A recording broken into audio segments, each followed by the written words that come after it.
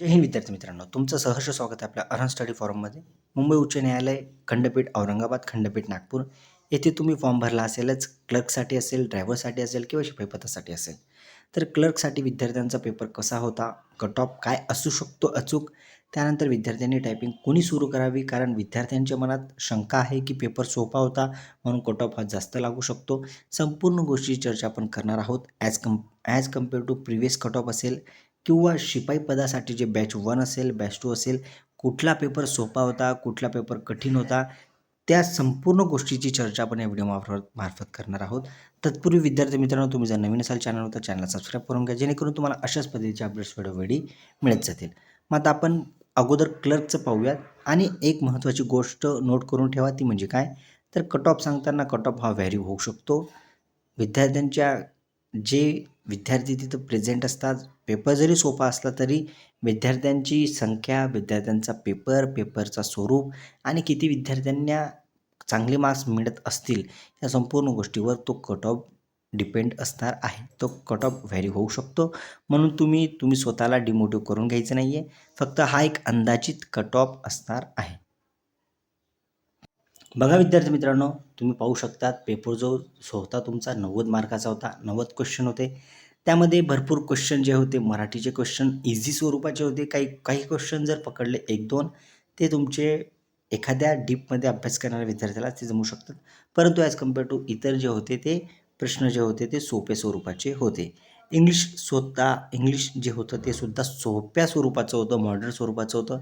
जी.केचं level थोडं तुम्हाला hard वाटू शकतं, कारण जी.केचे जे हेडक्वार्टर असतील किंवा मुख्यालय असतील किंवा तुम्हाला विचारलेले जे प्रश्नांचे स्वरूप असेल ते थोडं ॲज कम्पेअर टू इतर क्वेश्चनच्या बाबतीत ते सोपं असू शकतं किंवा जी.के थोडं कठीण असू शकतं.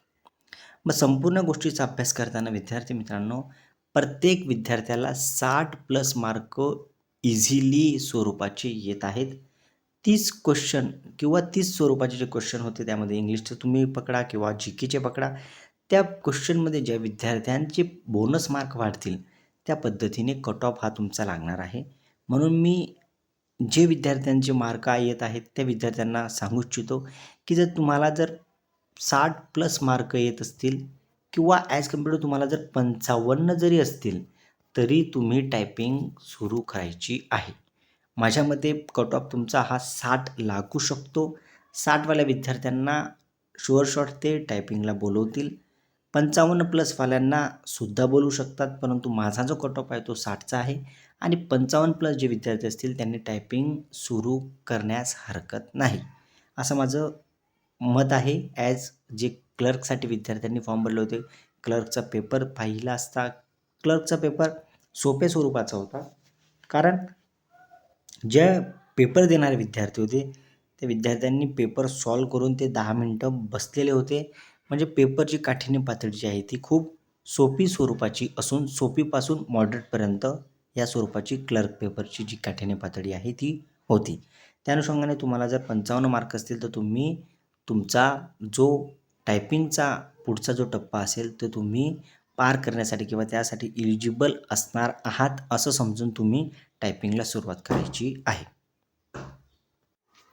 ज्या विद्यार्थ्यांनी ड्रायव्हरसाठी फॉर्म भरलेला असेल किंवा त्यांचं 20 गुणांसाठी त्यांची उत्तीर्ण होती, त्यामध्ये पेपरची जी लेव्हल होती तीसुद्धा तुमची मुंबई उच्च न्यायालयाचे पेपर असतील किंवा त्याबद्दल विचारलेले प्रश्न असतील, त्यामध्ये जे विद्यार्थ्यांनी खरंच ते अभ्यास केलेला असेल त्या विद्यार्थ्यांना चांगले मार्क पडतील.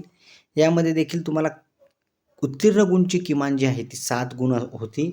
त्यामध्ये तुम्हाला जर इथं 20 पैकी जर विद्यार्थ्यांना जर समजा 12-13 मार्क जरी येत असतील तरी ते विद्यार्थी ज्यांनी ड्रायव्हिंगसाठी फॉर्म भरला असेल किंवा वाहनसाठी फॉर्म भरलेला असेल त्या विद्यार्थ्यांनी व्यवस्थित तुमचा जो पूर्वानुभव असेल त्याला 10 मार्क आहेत, मोटार वाहन परीक्षेसाठी 10 मार्क आहेत. म्हणजे ही जी तुमची पुढील प्रक्रिया आहे ती अत्यंत सोपी स्वरूपाची तुमची प्रक्रिया असणार आहे. फक्त इथून तुम्ही क्वालिफाय होणं महत्त्वाचं असणार आहे. आता जे विद्यार्थ्यांनी शिपाईसाठी फॉर्म भरले असतील, शिपाईसाठी बॅच 1 आणि बॅच 2 असे एक्झाम झालेले आहे. तर बॅच 1 आणि बॅच 2 दोघंही पेपराची काठिण्य पातळी पाहता सोप्या स्वरूपाचे प्रश्न होते. इथे JKचे स्वरूप थोडं जास्त होतं. इथं इंटेलिजंट म्हणजे बौद्धिक क्षमता चाचणीची जे काही क्वेश्चन आहेत ते विचारले गेलेले आहेत, असं विद्यार्थ्यांनी मला सांगितलं. म्हणून ह्यामध्ये विद्यार्थ्यांचा स्कोअर थोडा जास्त येऊ शकतो. कारण मॅथ, रिझनिंग असेल तर ते तुम्ही सॉल्व केलं तर तुम्हाला ते आन्सर जे आहे ते तुम्हाला इझिली स्वरूपात काढता येतं आणि तुम्हाला तिथेच समजतं की याचा आन्सर हे येणार आहे आणि आम्ही ते आन्सर काढून आलो. ते आन्सर अत्यंत बरोबर स्वरूपाचं आहे. परंतु जे JK स्वरूपाचं असतं तुम्हाला जर ते माहिती असलं तरच तुमचं ते सॉल्व केलेल्या क्वेश्चनचे आन्सरचे मार्क तुम्हाला मिळतात. जर तुम्ही तुक्का देऊन आला असाल मग पेपर सुटल्यानंतर तुम्ही ते चेक करतात, मग तुम्हाला कन्फ्युजन होतं की ऑप्शनमध्ये मला हे द्यायला पाहिजे होतं, मला हे द्यायला पाहिजे होतं, परंतु त्यामध्ये तुमचं आन्सर जे आहे ते चुकीचं ठरतं. मग तुमचा तो एक मार्क जो आहे तो तुमचा तिथं मायनस होतो. अशा स्वरूपाचे पेपर विद्यार्थ्यांनी दिलेले आहेत. विद्यार्थ्यांना बहुतांश विद्यार्थ्यांना 30 पैकी 28 मार्क येताना दिसत आहे. 2 क्वेश्चन जे आहेत किंवा एक क्वेश्चन चुकीचा आहे असं विद्यार्थ्यांनी सांगितलं आहे. कुठला तरी क्वेश्चन आहे समाज स्वास्थ्य असं काहीतरी त्या क्वेश्चनचं नाव आहे. तुम्ही कमेंट बॉक्समध्ये मला सांगायचं आहे की तो क्वेश्चन चुकीचा आहे किंवा तो क्वेश्चनची ऑप्शन आहेत ते चुकीचे आहेत किंवा का बरोबर आहेत ते तुम्ही मला कमेंट बॉक्समध्ये सांगायचं आहे. विद्यार्थ्यांना जर 30 पैकी 22 ते 24 मार्क असतील तर त्या विद्यार्थ्यांनी शारीरिक क्षमता आणि विशेष अर्हतासाठी तयारी करायची आहे. खास करून मुलाखतसाठी तुम्ही काय करायचं आहे ते मी पुढचा व्हिडिओ तुमच्यासाठी घेऊन येणार आहे. परंतु विद्यार्थी मित्रांनो तुम्हाला जर 22-24 असतील तर तुम्ही तुमच्या पुढची टप्प्यासाठी तुम्ही क्लर्क किंवा शिपाई किंवा ड्रायव्हर यामध्ये जो मी कट ऑफ तुम्हाला सांगितला आहे त्याचा मी थोडक्यात तुम्हाला आढावा सांगतो. तर क्लर्कसाठी तुम्हाला जर 60 असतील 55 मार्क प्लसवाल्यांनी सुद्धा टायपिंग करायची आहे, परंतु माझ्यामध्ये 60 हा कट ऑफ लागू शकतो. जर तुम्ही शिपाईसाठी असाल तर शिपाईसाठी तुम्हाला जर 22 ते 24 तुम्ही इथून 2 मार्क मायनससुद्धा करू शकतात. 20सुद्धा लागू शकतो. 20 प्लस जर तुम्हाला असतील तर व्यवस्थित तुमचा स्कोर आहे.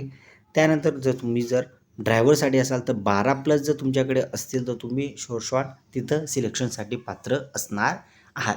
चला विद्यार्थ्यांनो, आता तुम्हाला पेपर कसा गेला, काय गेला तुम्ही कमेंट बॉक्समार्फत मला नक्की सांगायचं आहे. एक पोल मी दिलेला आहे त्यामध्ये तुम्हाला मार्क किती येत आहेत आन्सर की जे आहेत विविध यूट्यूब चॅनलवाल्यांनी टाकून दिले आहे. आपण देखील आपल्या यूट्यूब टेलिग्राम चॅनलवरती आन्सर की टाकणार आहोत. तुम्ही तिथून चेक करून तुम्हाला किती मार्क येत आहेत त्याच्या पोलवर तुम्ही अंदाजित तुमचा जो स्कोर आहे तो तुम्ही तिथं टाकायचा आहे, जेणेकरून आपल्याला एक गोष्ट समजेल की विद्यार्थ्यांना किती मार्क मिळत आहेत. चला विद्यार्थ्यांना आता मी तुमची रजा घेतो. जय हिंद.